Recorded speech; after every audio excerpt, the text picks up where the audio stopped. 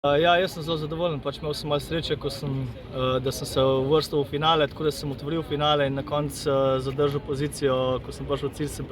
prevzel vodstvo, pač če sem prvi štartal in potem sem to vodstvo ohranil do konca, tako da jaz sem zelo vesel,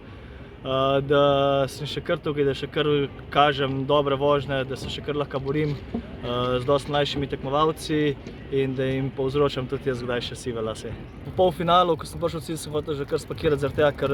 se nisem mislil, da bo to dosti za finale, ampak proga je bila malo bolj težka, malo bolj tehnično zahtevna in napake so se vrstile, tako da sem jih uspel uvrstiti.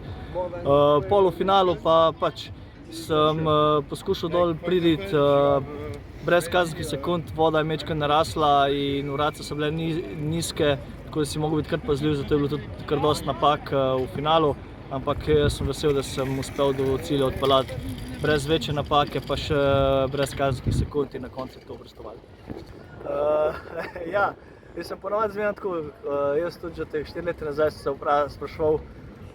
pač ali je bila to zadnja, ali bom še kako dosegel ali ne, pač vsi se trudimo biti najboljši, treniramo za to. In ne vem, jaz sem zelo vesel, da mi je po 4 letih spet uspel priti na najvišjo stopničko v svetovnem pokalu, to je že moja 12. zmaga v svetovnem pokalu. Tako da še kar kažem to, kar skozi govorim in v bistvu sem zdaj še bolj firčen, do kam lahko grem.